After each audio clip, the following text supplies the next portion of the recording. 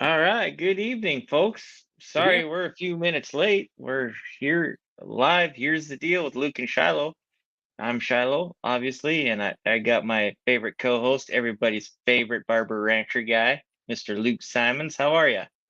I'm peachy. I'm good and getting gooder. And I can't wait for tonight's show. One of my favorite people in Bismarck at the Capitol is decided Mhm. to join us, which is it just tells where he's at and where he aligns. And I mean, it's controversial being on a show with a guy that got kicked out of the legislature. Let's face it. And Tell me about it. this is the Captain America of yeah, I get it. This is the Captain America of the Capitol. I mean, this guy right here is the right hand of the conservative movement. And you know what? What's sad is Josh is a Republican, and Mhm. I would consider him a conservative, but he's not part of an embossed A group or anything like that. He's just being a good old fashioned Republican, Yep. and and because of that, he's under tremendous scrutiny. And I can't wait to do the show tonight. I can't wait to hear what he has to say. Well, with that, shall we bring him on? Well, let's do it. Let's roll out the red All right. carpet. There he is. Good evening, Hey, Josh. How are you?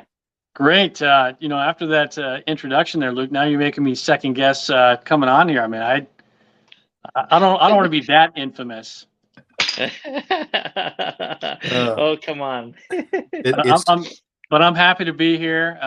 To try to answer questions, provide some clarification. There's a lot of misinformation floating around out there, a lot of half truths, and there's a lot of storylines that have, they've been picking and choosing certain facts to support a narrative that, quite frankly, isn't true. It isn't how it actually happened. And so I'm happy to answer any questions that you might have, any things that your audience is interested in knowing. Again, I'm an open book. I will do the best I can. The one thing I warn people is when I start answering questions, I'll tell you the truth. You may not always like the answers, but I'm gonna tell it to you the way I see it. well with that, Josh. What year were you elected? 2017. Actually, elected in 2016, took office in 2017. And what made you want to get involved as our state auditor? And also, maybe just in a real nutshell, what does the auditor do? And what made you want to get involved in that? Well, for me, I'm ex-military. I served in the United States Air Force. For me, being in elected office is an opportunity for me to serve again, to be a part of something greater than myself. That's one of the things that I miss so much from being in uniform. I've got the highest respect and regard for the men and women that serve this country. There's not a day that goes by that I don't miss it. In fact, if you look over my shoulder, even still to this day, I still have all the military stuff up. I mean, I love it. I mean, my shirt even, I support the Wounded Warrior Project. Our men and women in uniform are amazing. They are heroes. Um, so for me, the opportunity to serve in the auditor's office was just kind of an extension of that because, again, I'm not in the military anymore, but being part of something bigger than me, that's something that my heart's always yearned for. Serving in the auditor's office, I want to try to improve government. I want to have an impact in government. There is no office in the state that touches more government than the auditor's office. We audit every single state agency, the university system, higher ed, all the central office, local governments, your counties, your cities, your school districts, your rural fire districts, your ambulance districts, your weed boards. We touch them all. We're even involved at the federal level. We conduct the state's annual single audit. So the $6.6 billion that the state expensed over the last 2 years, we conduct that audit. But we're also involved out west in the oil development, the oil patch. We have a federal program that is auditing the royalty payments. And so again, there isn't a level of government in the state of North Dakota that the auditor's office doesn't have some level of influence on. And that's the sole reason, just to serve your country, serve your state. That's why you got involved. That's why I'm here. That's why I put myself through some of this torture and torment, is because I believe it's worth it. The people of North Dakota are worth it. This great country is worth it. And we need more patriots out there fighting for the right cause. That's right. I agree. I would agree. And so, what caused this war with the state? I mean, you're a family man, Josh. You're a good man. I mean, you've got a good family, you got a good wife. What is going on?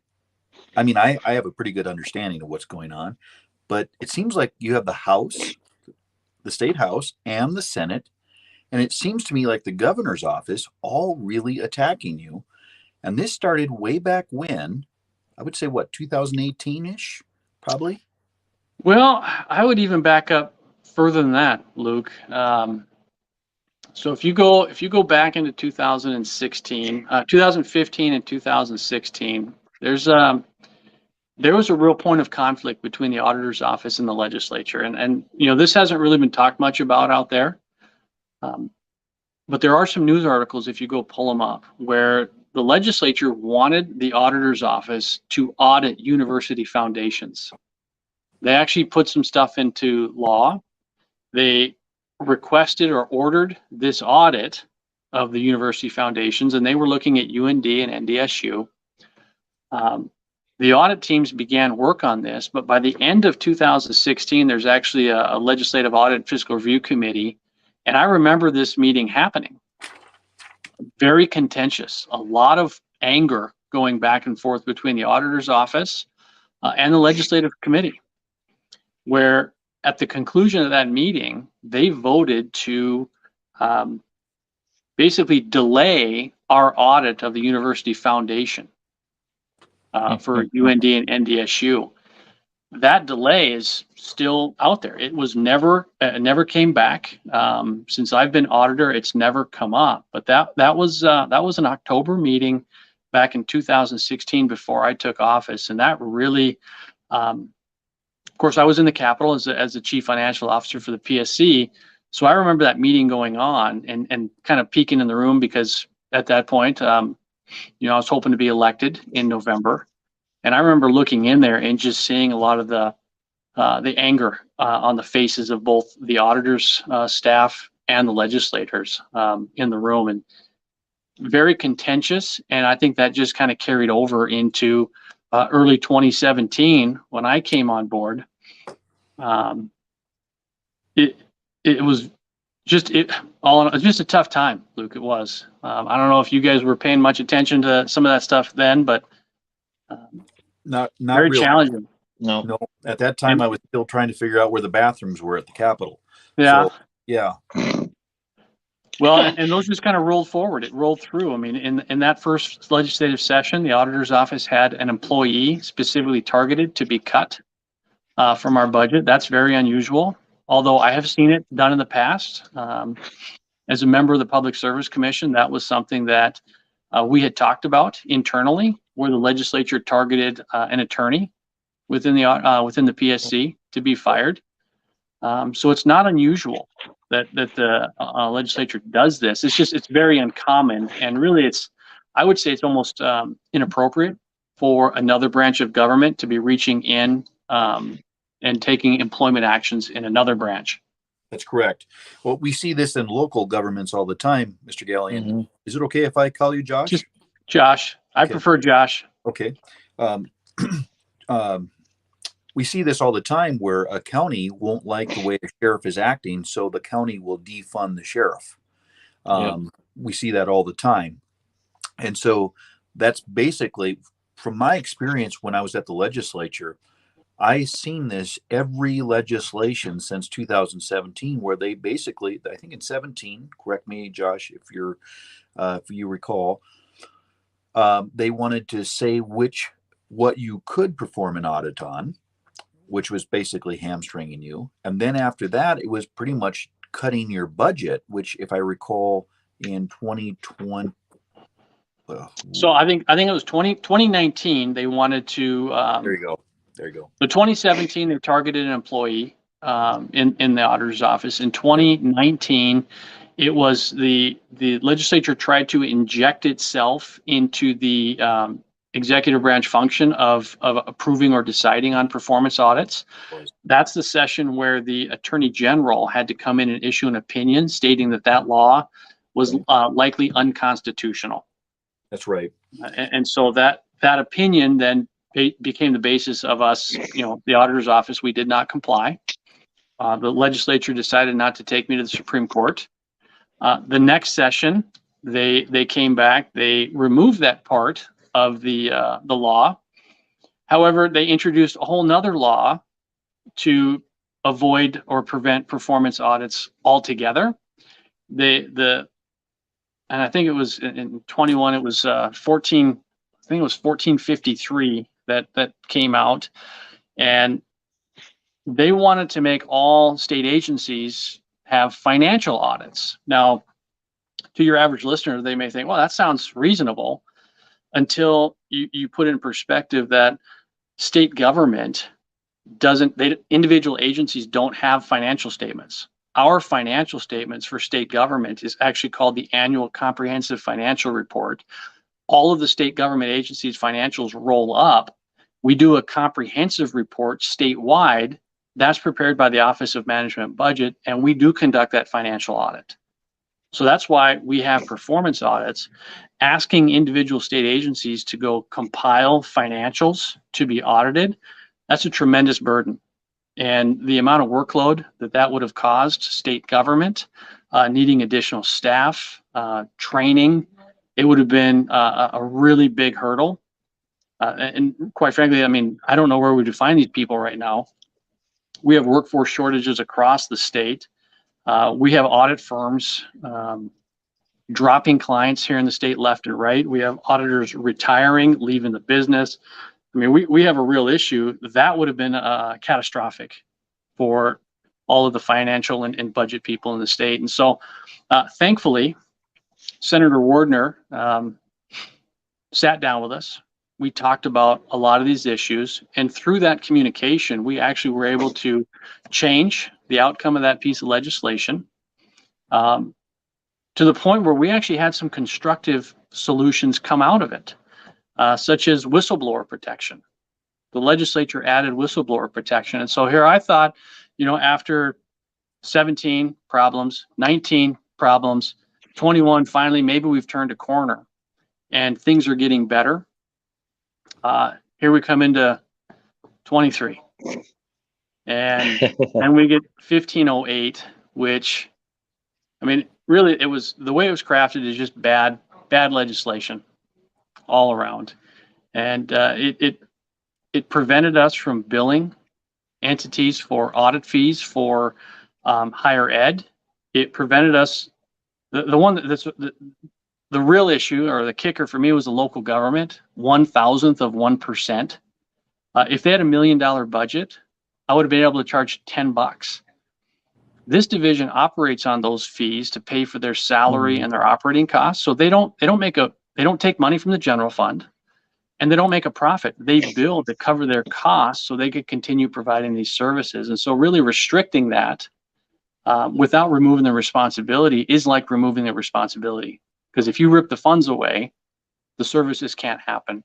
Right. The last piece, which I think was more than likely an oversight when it came to the billing part, was our inability to bill for the federal audit.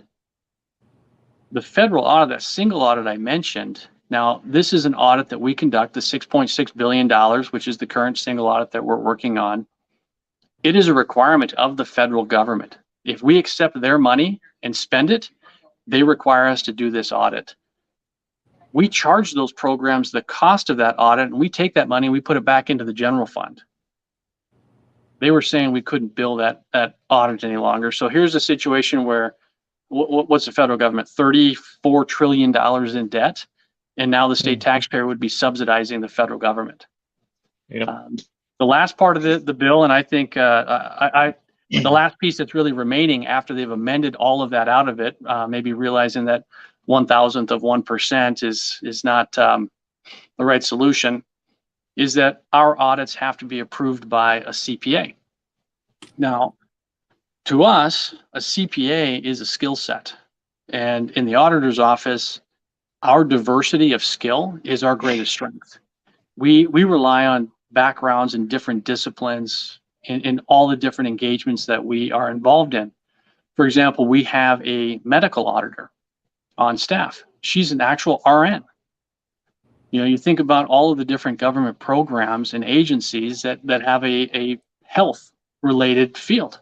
Human services, health department. We have the state hospital.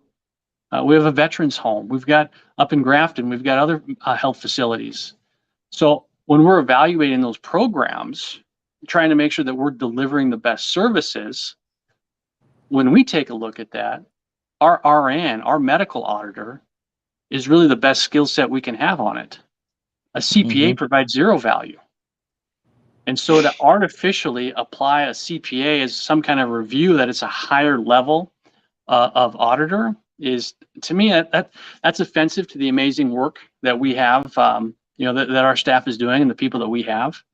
And I hope that eventually will go away, but we're working through it. So I probably just talked for about 5 minutes straight. Sorry, Luke.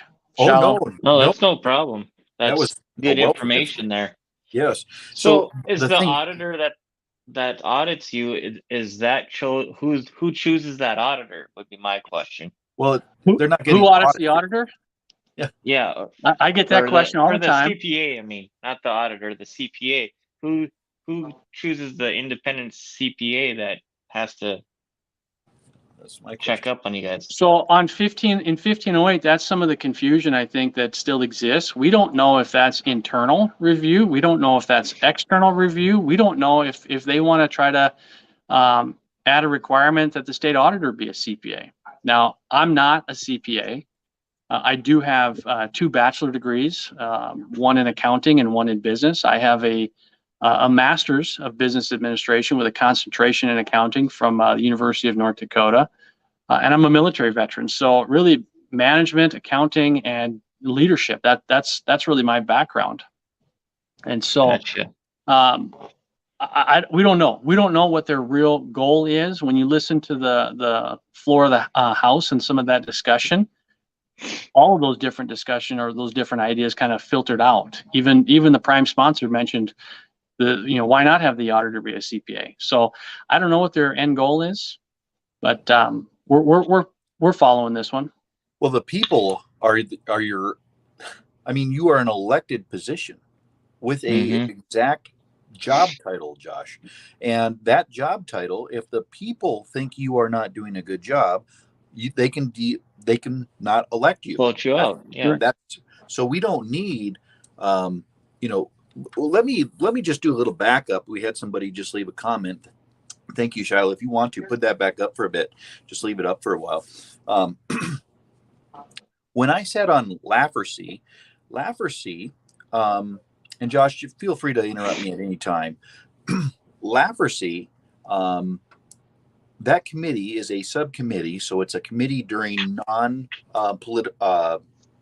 legislative season. And for some reason, they put me on that, which I thought was kind of bizarre because they knew I go live with everything pretty much. And that's when Josh Gallion, our state auditor, comes and tells the state legislators and the Senate his findings. And Josh, by the way, you were very professional. I'm not just telling you that. I thought you did an excellent job. And it was a phenomenal time. But what really took me back, Josh, and I remember talking to you about it, and you just laughed. You're like, you didn't know this? I'm like, no, I had no clue. I was there to see how our government is actually performing, performance audits, fiscal audits, you name them. And you did a phenomenal job.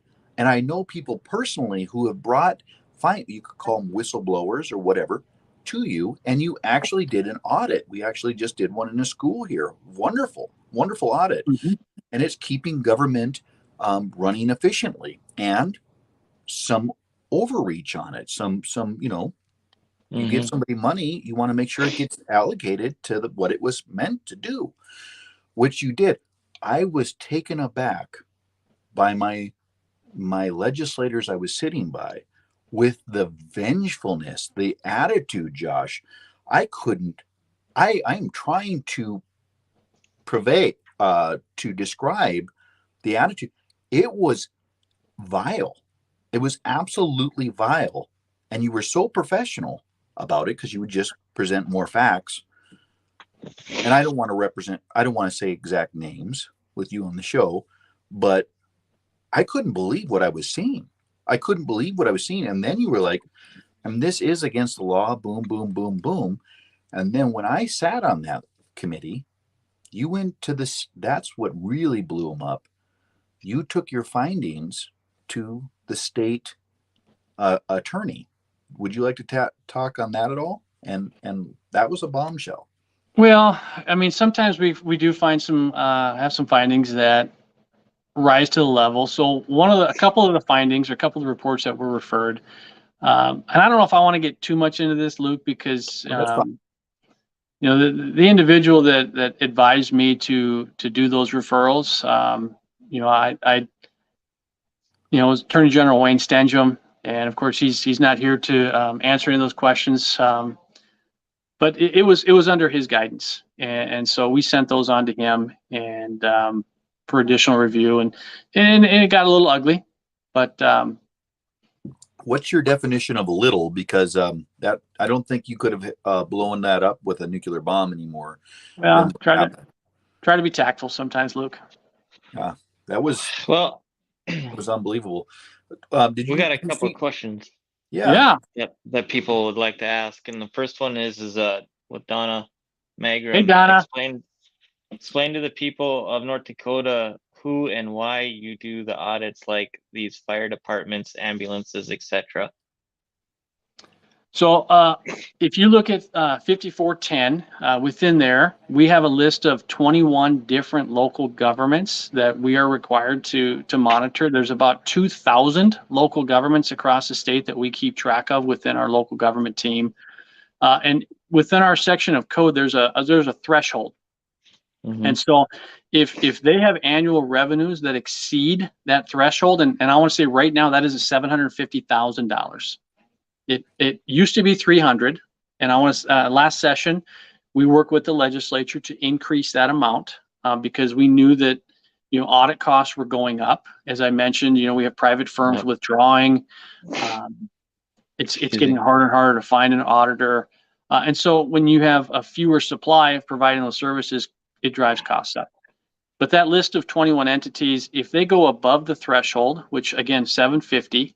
Right now in this legislative session, we've got Senate Bill 2180. I've actually worked with Senator Klein and Representative Vigasaw on to try to raise that threshold up to $2 million. And I know a lot of people might think, God, $2 million, that's a pretty high number. Oh, really? Well, yeah. At $2 million, the rationale is if an audit cost is going to be between $15,000 and $20,000, that's about 1% of your revenues. And I believe 1% of your revenues is a reasonable amount for that transparency piece, to have that level of accountability that does not negatively impact your ability to provide those services. So that's kind of the rationale between the 2 million is that 1%. I mean, you think about your own personal budget. I mean, we can all cut 1% pretty easily without, you know, feeling too much pain. And so that's really what we push there. So that means in the future, if this goes through, if an entity is receiving or you know, their revenue is more than 2 million, we'll do a full audit. If it's below that, now keep in mind, they don't get, you know, nobody's looking at them. They still have an obligation to send us financial reports. We will still look at bank statements. We'll make sure that things tie out. There's no glaring issues, money missing. And we have a team that still looks at those, what we call small government reviews. So that's kind of the difference. I hope I answered Donna's question. Okay, I got one more for you. It says, help us understand your take on the charges of the auditor's office double dipping, please. It comes from Wendy Bagley up in Minot. Wendy, the auditor's office does not double dip at all. I don't understand some of those accusations of money laundering, double dipping, or double billing. The only thing I can think of is the legislators who accused us of that misunderstand the funding behind it. Now, the appropriations that we receive for our local government team, it is just special fund appropriations. Now, an appropriation, all that means is the ability to spend money. That's all an appropriation means. It's the funding source behind it is where the money actually comes from. And so when you have a general fund appropriation, that means that we'll have the ability to spend X amount of money. The source is going to come from the general fund. Our local government team, what they do is they're appropriated a special fund amount. Well, that special fund, meaning it comes from someplace other than the general fund, that's where we bill our clients for those services. So our local government team, when they go out and do an audit of a county or a school district, they bill that entity for the cost of that audit. That money comes back into us, into our operating fund, and then we have the ability to spend those special funds to continue to pay payroll, operating costs, travel, the IT. So that's what that means. So there's no double dipping. It's just maybe a different use of terms for where the different funds are coming from. Okay. Well, thank you for that. I'd like to go kind of a different direction right now. Last week, Senator Myers had some comments about you. I'd like to play that tape and get your reaction on it, if that would be okay. Sure. Okay. Okay. Here we go. Senator Myers. Madam President, since we are looking at this bill, I think it's important for someone to address the recent lack of professionalism by our auditor. The auditor went on a recent press tour explaining how corrupt the legislature is due to a House bill that was introduced dealing with the auditor's billing structure. Many bills are introduced during legislative sessions dealing with agencies, boards, and elected officials. They aren't immune to scrutiny, but it appears his office is off limits. Multiple bills have been introduced that deal with our state investment board, our governor, our Secretary of State. In fact, just last week, Madam President, we voted on 4 bills that specifically addressed the Secretary of State's office. He didn't run around going on a press tour. He just got to work. Why our auditor feels the need to attack the legislature for simply introducing bills that deal with billing structure is beyond me. When he runs around calling the legislature corrupt without examples or evidence is insulting, and this behavior is beneath the office of the auditor. Make no mistake, the auditor's office serves an important function in our government as a watchdog, and it is my hope that the auditor can learn to work with the legislature going forward, even when he doesn't agree with it. This is the process, Madam President. This is the process. So, Madam President, as this bill moves to the House, the auditor will have his opportunity to go in front of the House Appropriations Committee in the Brynhild Haugland room. There will be plenty of cameras. There'll be plenty of microphones, so we should feel right at home. I'm going to let him play Senator Jeff Magrum. Magram's response. Madam President, I think the comments that were just said were out of line. The auditor has every right to defend himself in this body. He's done a very good job of exposing a lot of corruption. And I think, you know, when there's bills that target his office, he has every right to defend himself. So I think those comments were out of line. I thought we were a body of decorum here, so maybe I'm wrong. Thank you, Ms. Now you haven't seen that up to this tonight. That's correct, right? I'd heard about it. Plenty of people told me about it, but no, I had not watched it. I see. And so would you like to address that? I mean, the lack of professionalism, what's he saying there? Yeah, Senator Myers' comments about being criticized for a billing process, I think it kind of distracts from the real issues. You know, the response for my op-ed piece was more to the comments that Representative Munson made, accusing me of money laundering and double dipping and double billing, all of which are criminal offenses that they accused the auditor's office of on the floor of the House. And to me, that's the issue. Now, I'll also say that 2 wrongs don't make a right. And, you know, the thing that I'm disappointed in is, yes, you know, that a war of words doesn't help anybody. And in the end, I'm happy to work with anybody on legislation that helps move this state forward, that improves accountability, improves transparency. That's where I appreciate working with Senator Klein and Representative Vigasaw. I will say that the prime sponsor of 1508, we tried to reach out to on numerous occasions. She would not talk to us. We reached out to other sponsors of the bill, would not talk to us. There is not a single legislator who would sit down and actually visit with us on 1508.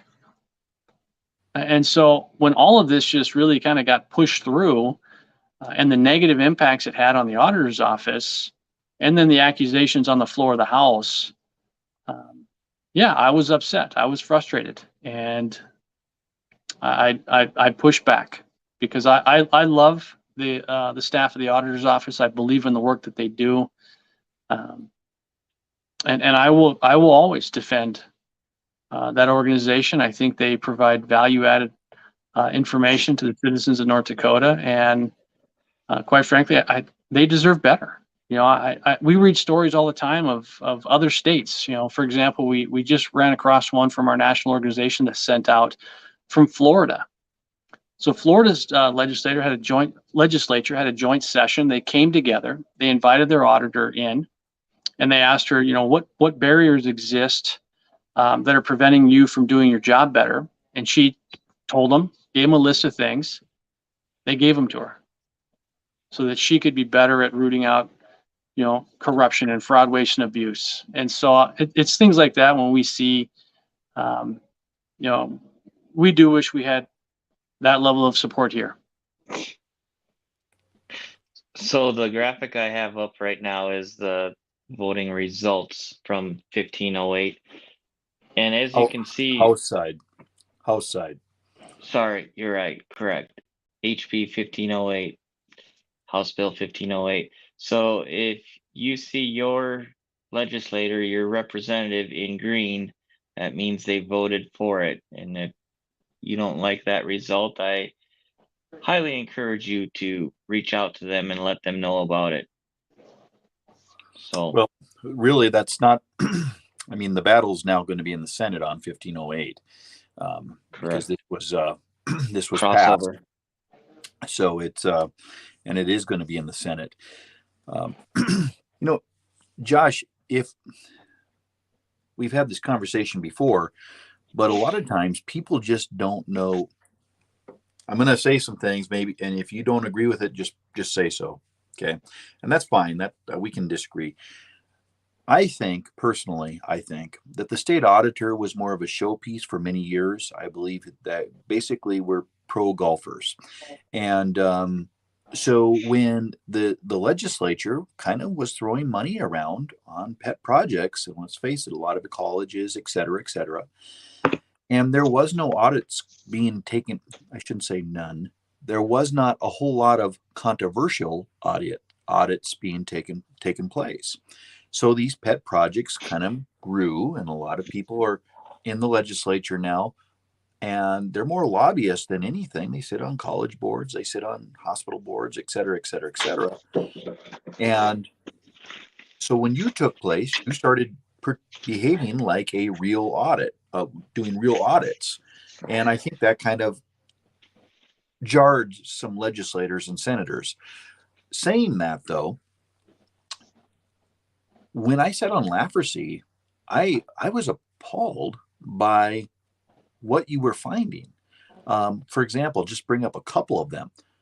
Schools, their buses were supposed to be DOT checked, and they didn't.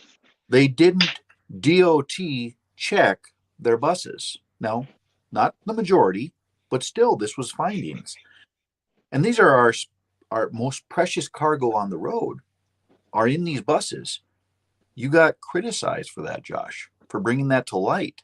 I couldn't believe that you brought up the fact, and I mean, it just was earth-shattering to me, that a school is never been audited on what they say is enrolled in their school.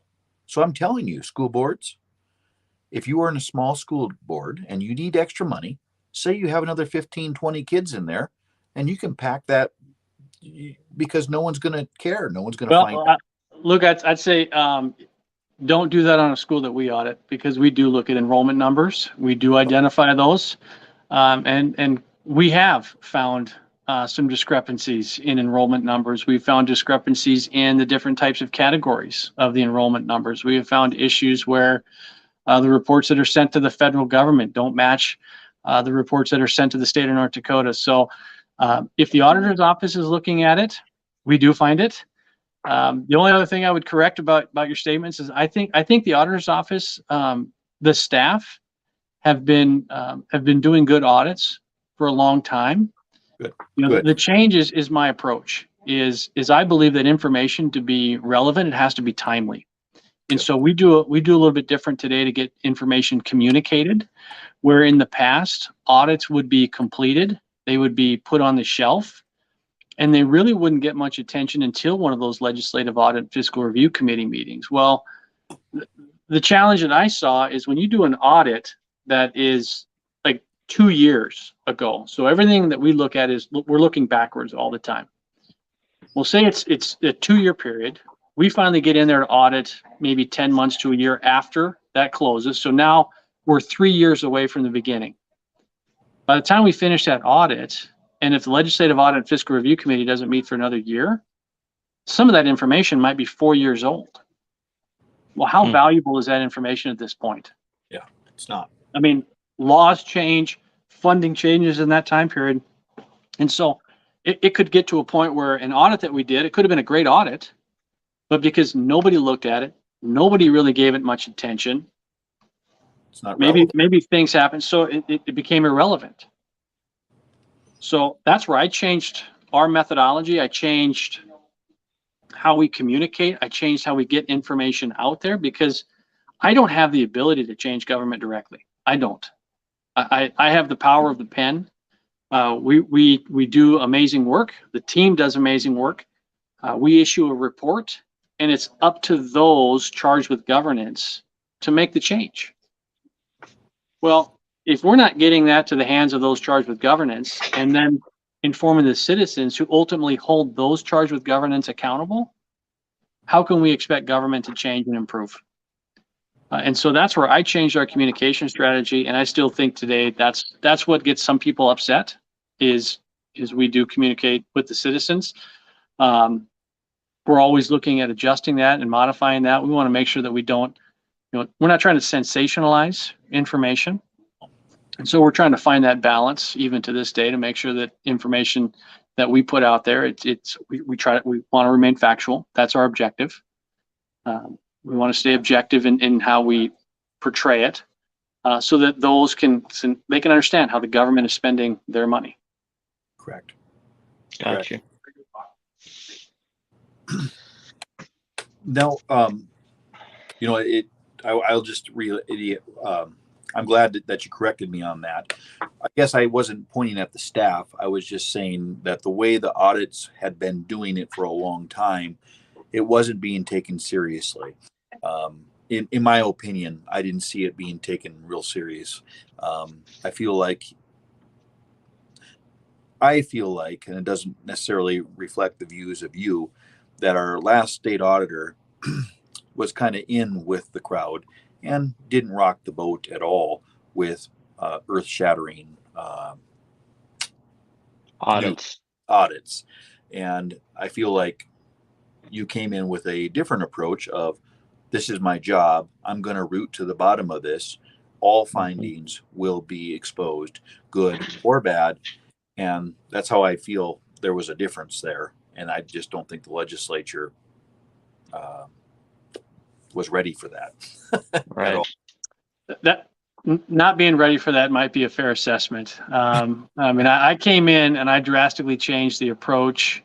And one of the things that I probably could have done better is maybe communicate that's the direction we're going to go, and maybe give people time to adjust to that change. A lot of people struggle with change.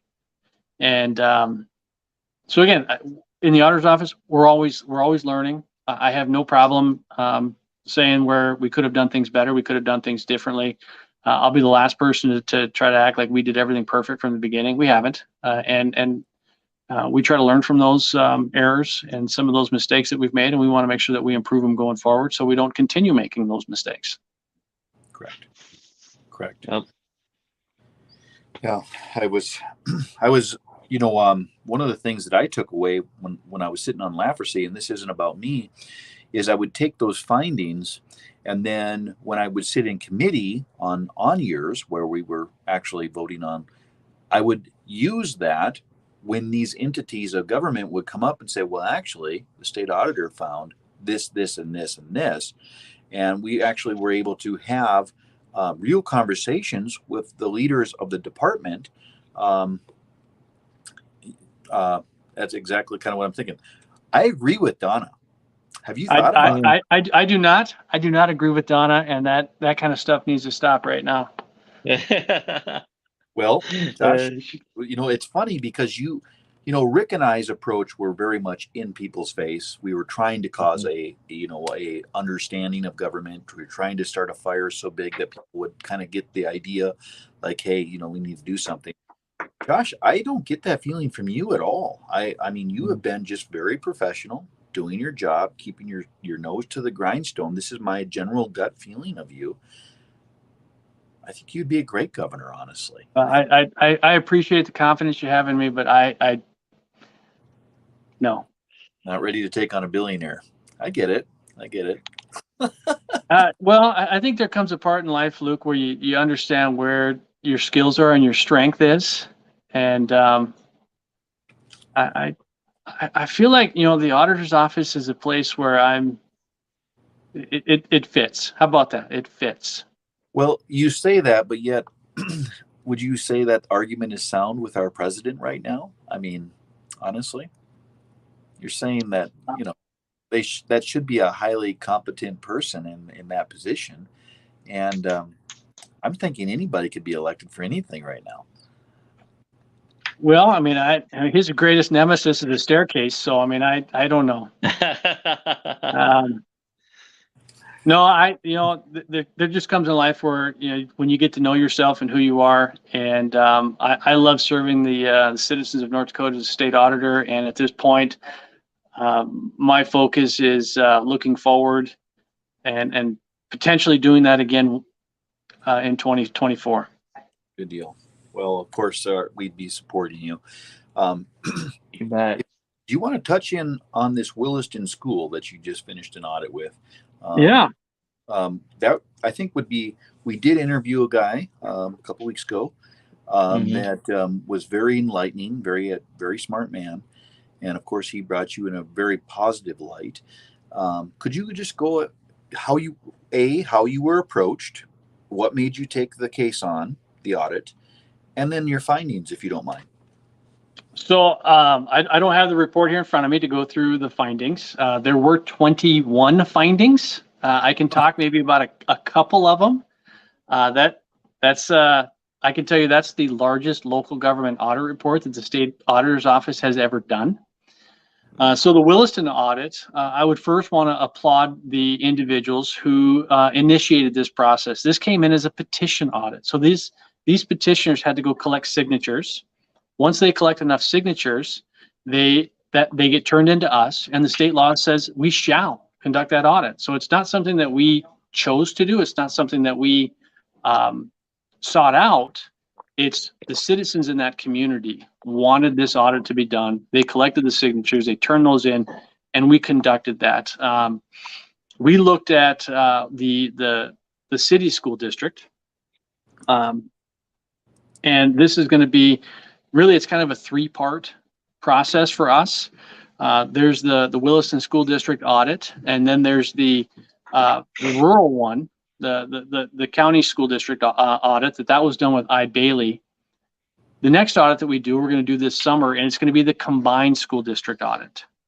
So there's districts 1, there's district 8, and now the new school district is number 7. We were working with the superintendent up there, Dr. Fadley, and I would say Dr. Fadley has been a fantastic partner in conducting this audit. He has been instrumental in helping us work through some of these issues. So a couple of the audit findings that I can talk about. One of the ones that comes to mind, and it was very unfortunate because it's considerable information that was missed from prior audits. So the audit team identified about $6.5 million in debt that had never been reported on the school's financial statements. Now, we found the payment kind of buried in an unusual account, but $6.5 million is a considerable amount, and that was just for the audit period. It goes back probably several years. The actual debt amount, and I don't know that we ever fully obtained what the original amount was, but it was probably in the 10, 12 million dollars is what was going on. And so we got that into the financial statements. But the individuals in that community voted on combining school districts without all of the information in front of them. That's, to me, that's the unfortunate part, and that's why we conduct these audits. The other part where a lot of the findings, I think, stem from is there was not a financial reconciliation done between the financial statements and the bank statements. So nothing balanced between the records that the school maintained and at the bank. And we could not find that a bank reconciliation to balance. And I think we went back several years. So this is a pervasive problem that was well in the past, and it just continued forward. Well, when you have those kinds of issues, it kind of spider webs out, and it creates all kinds of other issues when you're not tracking your finances on a monthly basis. And they wound up having to have, oh gosh, it was a pretty lengthy list of adjustments that needed to be made to their financials on a regular basis. And it turned into a compounding problem is what that happened. But there were several other reports. I would encourage people who want to try to learn more about schools, go out there and take a look at the audit report that's on our website, www.nd.gov/auditor. You can look that up under local government and then go to school districts. And those are all listed alphabetically.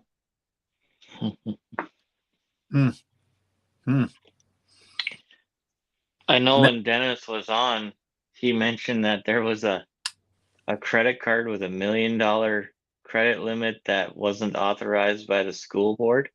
How does something like that happen? I think I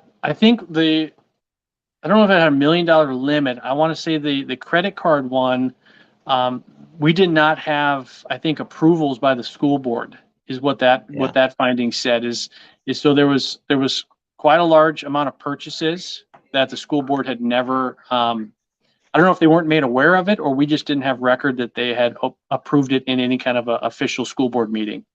Because that's really the proper protocol is when you have a list of expenditures, you take that before the board and you want to get those authorized. And I think there were several instances like that where there was no board approval for certain transactions. So were these cards in somebody's name or the actual school district's name, or how did that work? Well, I think all the purchasing cards are under the school, but they will have a person assigned to them. Gotcha. And so we do try to backtrack those and take a look at them. Well, I mean, if what you were talking about there, if you're not balancing your checkbook on the school level, there would be no audit of a credit card either. I mean, like that, I mean, not self-auditing. That's what the auditor is for. Like literally, you are making a case for yourself to be very. Yeah. When I worked in the oil field, when we would get audited, they were looking for serial numbers on every piece of equipment we had. It was not fun, Josh. It was not fun. And the reason for it is because it was our butt on the line. Like it was us. I mean, it was not fun. If you get audited for taxes, that is not a fun time. Even if your paperwork is 100% legit, it is not fun. So for people in government to complain or whine about being audited by the state auditor, the people's auditor that keeps government oversight, welcome to the real world. Like that's what your job is. Like it's not, I mean, I don't know how to explain it. to me, it's funny, but it's not funny. It's actually, honestly, I'm surprised. Go ahead. It's a necessary evil, right? To have this oversight, but it's there to make sure that we can provide that assurance to the citizens that their government is spending their money appropriately. And so that's why we're here. That's why we exist. I can say the state of North Dakota has some amazing staff in the state auditor's office that comes to work each and every day, working hard to make sure that we can provide that transparency to them, so that they can hold their government accountable. Okay. I agree. Well, we appreciate it. I know Luke and I do anyway. Yes, sir. Legislature, I guess, doesn't. There's some champions in there. There are some champions in the auditor's office, and I greatly appreciate them. I know Jeff is one of them. I've seen Donna's name come up here a couple of times. I appreciate Jeff's efforts for the auditor's office. Senator Klein has been good to work with us. He has been very supportive over the years, and so there's I think there's more than you think. Good. I certainly hope so. I know a lot of whistleblowers that are really happy with you. And that's interesting too. When I would sit on Lafferty, I would see who was there on whoever you were auditing. And of course, the high ups usually didn't really like a lot of the findings, but sometimes I would go back and talk to people in the back, and some of those people were the little people that worked for that entity and were very happy with your findings because they were very concerned about it. And this is what government does. It's what an auditor does. And which state did you say it was that actually called their auditor in and said, "What do you need?" Which state was that? Florida. So that Luke, I would tell you that's a very good point that you make about a lot of the staff. Sometimes we get credit for our findings, and really the credit belongs to the agency. You would be surprised how often when we walk into an engagement and the people there that work there, they can't seem to get any movement, any improvements. They know improvements can be made. They know things can be done better, but they can't get their leadership to take action. And so they feed us some of that information. They help us find some of those areas where we can apply our skill set, evaluate those programs, look at best practices, and try to make some of those recommendations for improvement. There's many cases where those ideas, they're not the auditor's office. They're the frontline staff in those agencies that see it and want to see the improvements. That's right. Well, let's face it. What happened in Stark County, if you recall? We had an auditor who, we had a county commissioner get involved, and she got involved, and she had a lot of questions, and she asked you, Josh, to do an audit. And what did you find? Well, for Stark County, if you're talking about the one we did a few years ago, counties have a century code restriction on the amount of cash reserves that they can carry forward from one financial period to the next.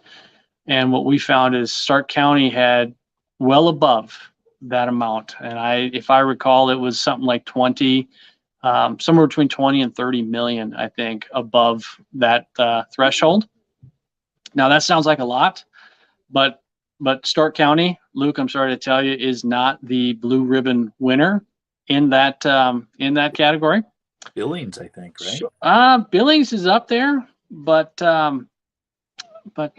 we have another county, Montreal County. Oh, you're kidding. I think there's about 10,000 residents that live in Montreal County up there, right? Stanley area.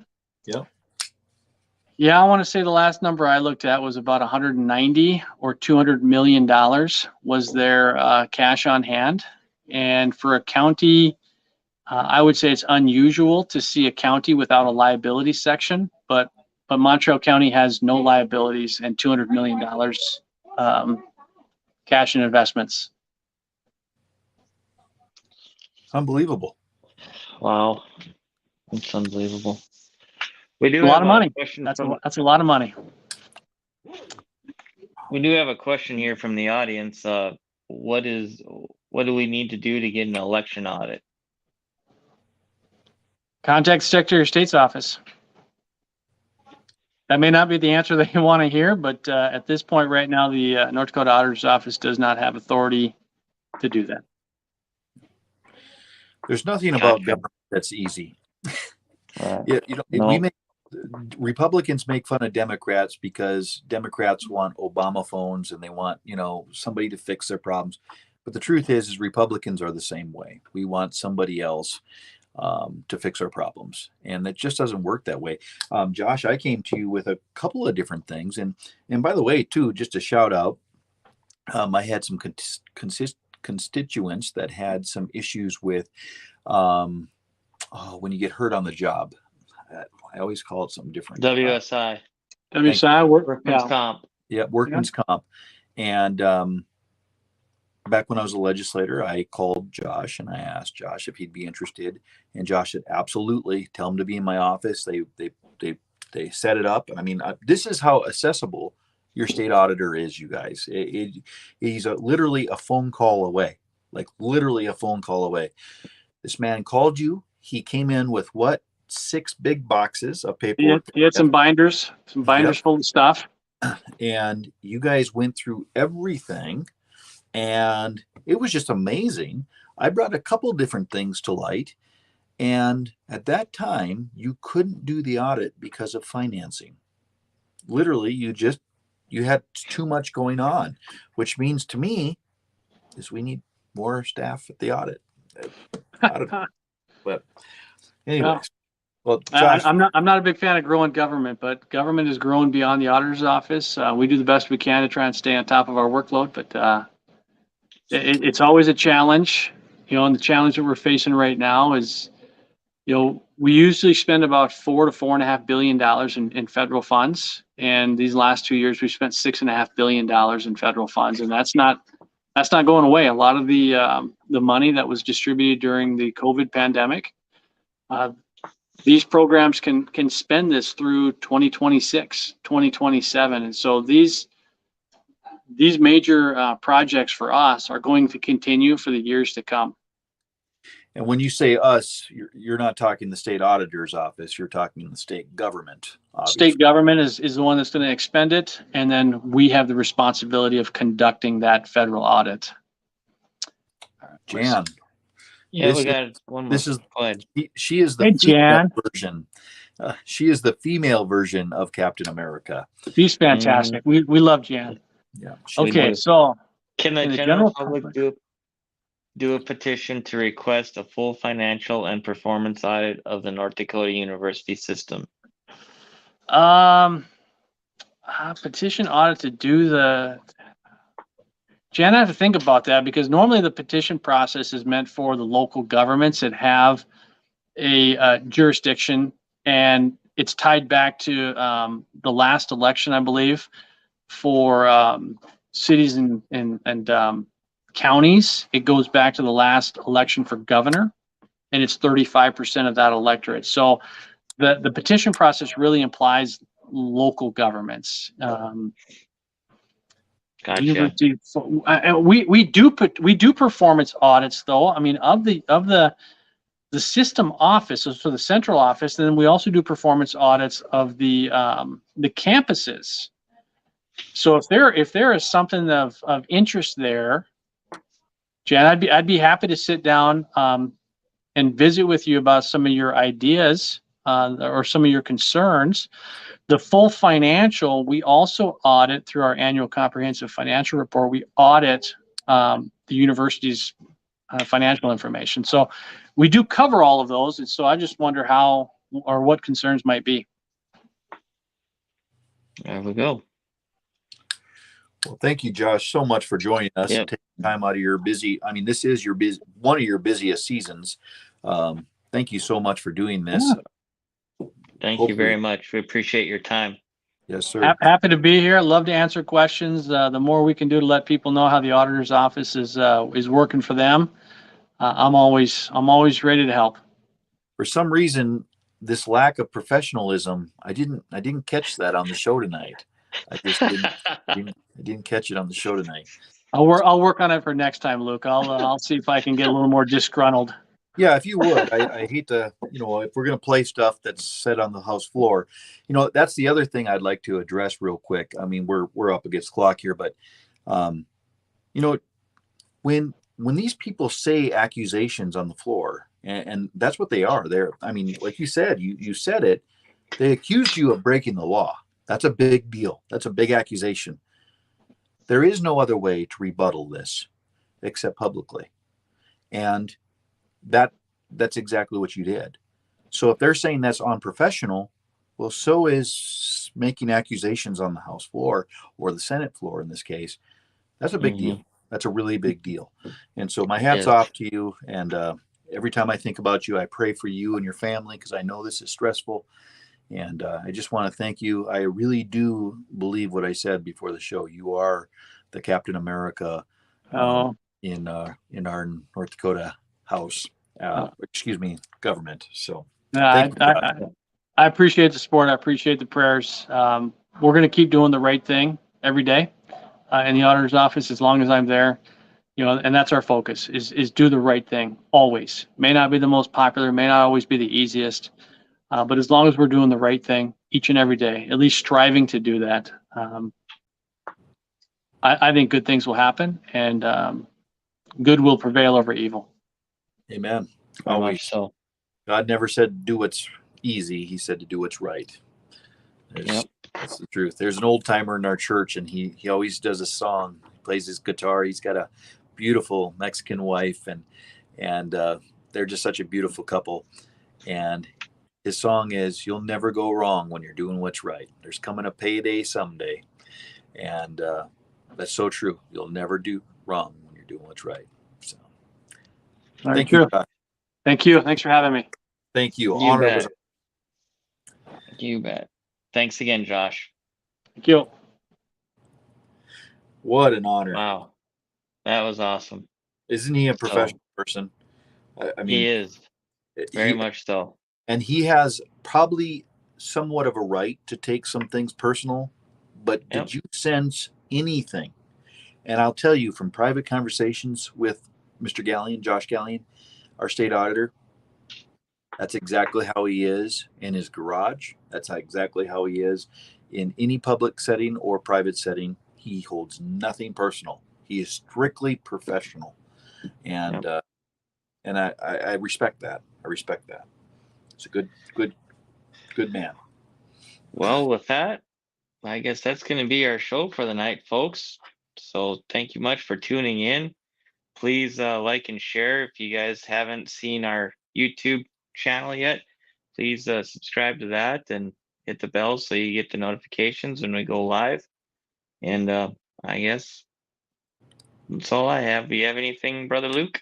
We are still looking for sponsors, folks.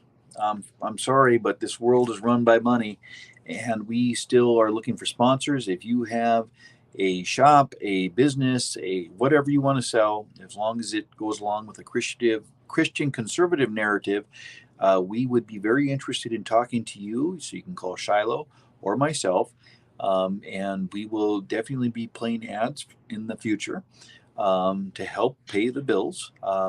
And we don't have a lot of bills doing this, and we certainly aren't looking for compensation for our time, just more so just to cover our equipment and things of that nature. So yeah, we're looking to get some more equipment and expand the show a little bit, and so with that it takes a little bit of money. So that's right.